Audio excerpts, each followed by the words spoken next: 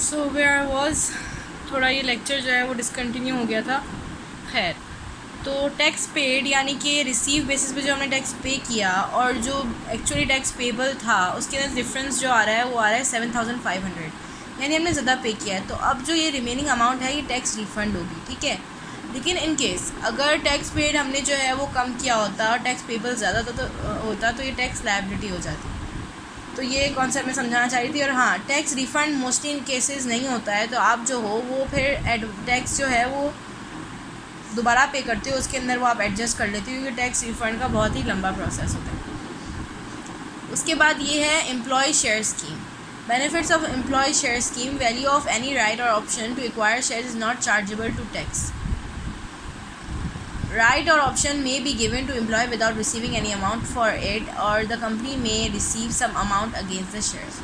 अच्छा, इसके अंदर ये होता है कि आपको मार्केट वैल्यू से कम प्राइस पे आपको शेयर्स मिल जाते हैं, और आप जो आपके जो बेनिफिट होता है, यानी कि फॉर सपोज मार्केट में जो है एक शेयर 35 का बिक रहा है, आपको 20 में मिल रहा है, ठीक है। तो वो जो 15 का डिफरेंस है ना, सिर्फ उस 15 के डिफरेंस पर टैक्स लगेगा, बाकी जो शेयर्स है उस पर टैक्स नहीं लगता, which is a good thing. और आपको जो है शेयर्स अच्छी अमाउंट पे मिल जाते हैं। लेकिन इसके बदले में आपने जो अमाउंट पे करनी होती है, यानी कि 20 रुपये पर शेयर, वो तो करते ही हो। उसके अलावा अक्सर जगहों पर आपने राइट टू शेयर भी पे करना होता है। राइट और ऑप्शन आपको उसके ऊपर, मतलब हक आपको हासिल करना है, आपके ऊपर वो शेयर्स आपके हो गए, उसके ऊपर जो है आपने कुछ अमाउंट देनी होती है, जो कि बहुत मिनिमल होती है।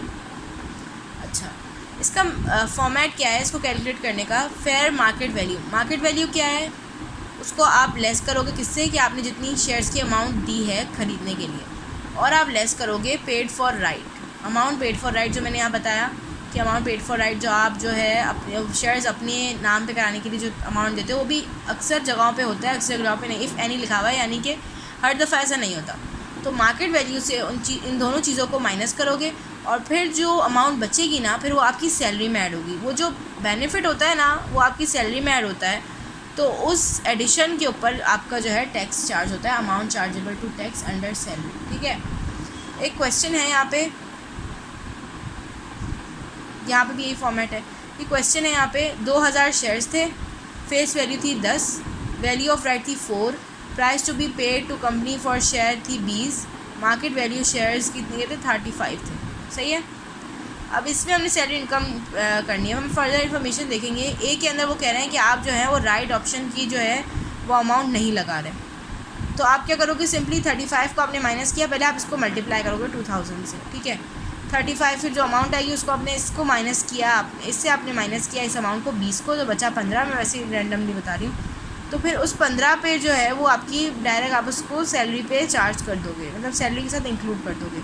लेकिन सेकंड वाले में वो क्या करें कि 2 रुपीज़ पर शेयर लगे। यहाँ पे 4 दिया हुआ है। दोनों अमाउंट जो है ना, ये हमारी फ़िलहाल काम की नहीं है, हम फिलहाल इन दोनों अमाउंट्स को देख रहे हैं, ठीक है। तो आप क्या करोगे? मार्केट वैल्यू कितनी है? 35 में से आपने माइनस की 20, फिर 20 में से आप फर्दर कितने माइनस करोगे? 2 पर शेयर। फिर जो आपकी अमाउंट आएगी ना, वो आपकी होगी actually amount chargeable to tax as salary, ठीक है। यहाँ पे दोबारा से एक दफ़ा फॉर्मेट देख लो। Face market value less amount paid for purchase of shares, जिस पे आप खरीद रहे हो, फिर आप और लेस कर रहे हो क्या? पेड फॉर राइट और ऑप्शन, जो आप पे कर रहे हो फॉर राइट एंड ऑप्शन के लिए, और फिर जो आपके पास अमाउंट आ रही है वो आ रही है amount chargeable to tax, okay. उसके बाद एक और टॉपिक है, ये है प्रोविडेंट फ़ंड। ये मैं जो है ना आगे जो अगर कोई वीडियो बनाऊंगी ना थियोरी से रिलेटेड, तो मैं उसमें समझा दूँगी। Now I am just going through the calculations.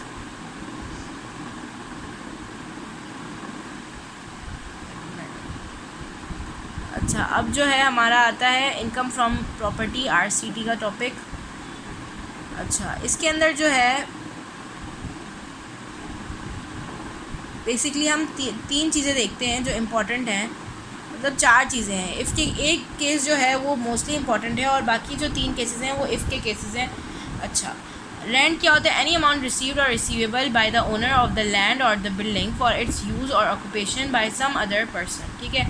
कोई भी अमाउंट जो आप रिसीव करते हो या रिसीवेबल है, आपको जो मिलने वाली किसी लैंड या बिल्डिंग के एक्सचेंज में, तो किसी और पर्सन को जो आप देते हो वो रेंट होता है, ठीक है। अब रेंट आरसीटी के अंदर क्या चीज़ें इंक्लूड होती हैं?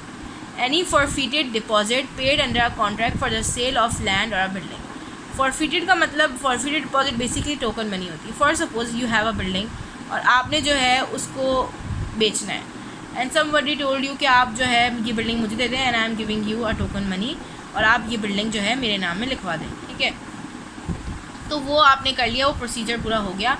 एंड नाउ यू हर्ड, या आपको किसी ने बताया या आपको उसने कहा कि अब मैं जो है आपकी बिल्डिंग नहीं ले रहा हूँ फॉर सम रीजंस, तो फिर आप क्या करोगे, वो टोकन मनी आपकी सैलरी में, आपके रेंट में जो है, रेंट जो आपका इनकम है, रेंट इनकम, उसमें इंक्लूड हो जाएगी. ठीक है, ये इफ़ का केस है. अगर ऐसा हो, हर दफ़ा ऐसा नहीं होता.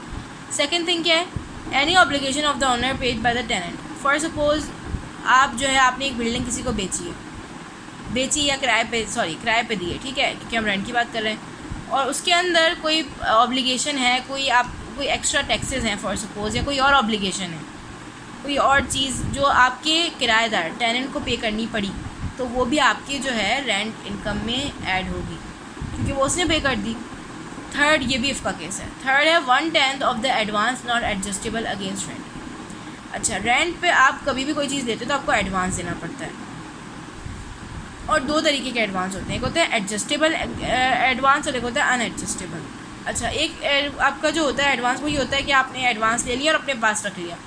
एक एडवांस ये होता है कि आपने एडवांस लिया और आपने कहा कि मैं हर दफ़ा हर महीने की सैलरी में से कुछ अमाउंट जो है वो डिक्रीज़ कर दूंगा और उसे किस में से एडजस्ट कर लूँगा, एडवांस में से.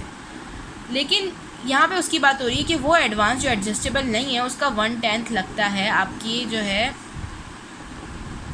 रेंट इनकम पे. सही है, 1/10 आपकी जो है ना रेंट इनकम पे लगेगा और फिर उसके ऊपर जो है वो टैक्स चार्ज होगा. ये भी इफ़ का केस है. फोर्थ क्या है, the fair market value not the actual rent is taken as rent. ठीक है, फोर्थ का केस जो है इफ़ का केस नहीं है. इसके अंदर हम देखते हैं fair market value not the actual rent. For suppose आप बता रहे हो ऑफिशियली, आप जो है वो बता रहे हो गवर्नमेंट को that you are getting rent income of 50,000, but actually उसकी मार्केट वैल्यू बहुत ज़्यादा है. आप शायद झूठ भी बता सकते हो या आप उतना ही लेते हो मे बी, लेकिन वो फेयर मार्केट वैल्यू वो होती है, वो ये बताती है कि आपकी जो जगह है उसकी एक्चुअली रेंट क्या है उसका. ठीक है, और मतलब उसका मार्केट में रेंट क्या है, और एक्चुअल रेंट कुछ और होता है. लेकिन मोस्टली क्वेश्चन में हम आगे करेंगे तो उसमें ये देखते हैं हम कि जिस चीज़ पर आपको मतलब fair market value for suppose 50,000 है, एक्चुअल आप रेंट ले रहे हो 70,000, तो आपका जो टैक्स लगेगा वो 70,000 वाली अमाउंट पे लगेगा, फेयर मार्केट वाली वैल्यू पे नहीं लगेगा. लेकिन कुछ लोग ये करते हैं, इफ़ के सिनेरियो में कुछ लोग ये करते हैं ऐसा कि वो अपनी एक्चुअल अमाउंट जो है बचाने, एक्चुअल अमाउंट वो रेंट ज़्यादा ले रहे होते हैं और टैक्स को बचाने के लिए वो मार्केट वैल्यू पर जो है वो टैक्स पे करते हैं. अच्छा, नेक्स्ट क्या है, यहाँ पे जो है क्वेश्चन दिया हुआ है. For example, mister Junaid is owner of a property. उनकी जो है 15,000 रेंट आता है पर मंथ, और जो है उनकी 50,000 उन्होंने टोकन मनी रिसीव की जो कि फॉरफिटेड डिपॉजिट है. Therefore the party breaches the contract and as per agreement token money is forfeited. अब पार्टी ने जो है वो मना कर दिया, अब टोकन मनी जो है वो फॉरफिट हो गई, अब वो जो है वो उन्हीं के अकाउंट में आ गई. सही है, तो आप क्या करोगे, rent received plus token money आप दोनों को ऐड कर दोगे. मैंने बताया था वो जो 4 चीज़ें मैंने ऊपर बताई है ना वो ऐड होंगी अगर वो उसका सिनेरियो है. तो रेंट कितना था, 15,000 मल्टीप्लाई बाय 12 तो आपका आता है 1,80,000. अब फॉरफिटेड अमाउंट कितनी है, 50, तो हम इन दोनों को ऐड कर देंगे. तो अब RCT कितना हुआ, रेंट चार्जेबल टू टैक्स 2,30,000. अच्छा, अब इधर भी ऐसा ही कुछ है. यहाँ पे जो है ये इन्होंने कौन सा सिनेरियो दिया है, एडवांस वाला. ठीक है, एडवांस वाला सिनेरियो क्या दिया है, 20,000 पर मंथ उनको रेंट मिलता है और जो है वो 50,000 जो है वो एडवांस मिलता है. 50,000 जो उन्होंने एडवांस लिया है जो कि एडजस्टेबल नहीं है. तो अब जो है उन्होंने further the tenant has agreed to pay 10,000 per annum. Property tax भी जो है वो 10,000 देंगे हमेशा पर एनम, मतलब 1 साल के. और फेयर मार्केट वैल्यू क्या है, 2 लाख. तो अब इन दोनों में से कौन सी लेंगे, 2 lakh multiply by 20,000 multiply by 12, तो ये हो रहा है 2,40,000. तो दोनों में से जिसकी अमाउंट ज़्यादा है ना फेयर मार्केट या एक्चुअल में, तो एक्चुअल वाली ज़्यादा है तो हम एक्चुअल वाली को लेंगे 2,40,000. ठीक है, अब हमने क्या करना है, अब ये एडजस्टेबल नहीं थी तो हमने 50,000 का 1/10 लेना है. 50,000 का 1/10 कितना है, 5,000. और प्रॉपर्टी टैक्स भी दे रहा है टेनेंट, यानी प्रॉपर्टी टैक्स टेनेंट दे रहा है तो ये क्या हुआ, ये ऑब्लिगेशन हुआ which was suppose to pay by the owner but the tenant is paying this. Okay, तो फिर ये जो है ऐड हो जाएंगे तो ये हो जाएगा 2,55,000। ठीक है, तो ये दोनों सिनेरियोज़ मैंने बता दिए, इफ़ के सिनेरियोज़। लेकिन फेयर मार्केट वैल्यू वाला हमेशा जो है वो अप्लाइबल है या एप्लीकेबल है, जो भी। उसके बाद जो है यहाँ पर और क्या चीज़ें, ये मुझसे पढ़ाई नहीं है, खैर जो पढ़ाया है उधर ही चले जाते हैं। हाँ, एडमिसिबल डिडक्शंस। अब आपका जो है वो रेंट जो है वो इनकम पे जो टैक्स लगता है उससे पहले कुछ डिडक्शंस होती हैं, जिन डिडक्शंस के बाद आपकी रेंट इनकम वैसे ही इतनी कम हो जाती है कि उस पर टैक्स भी कम लगता है।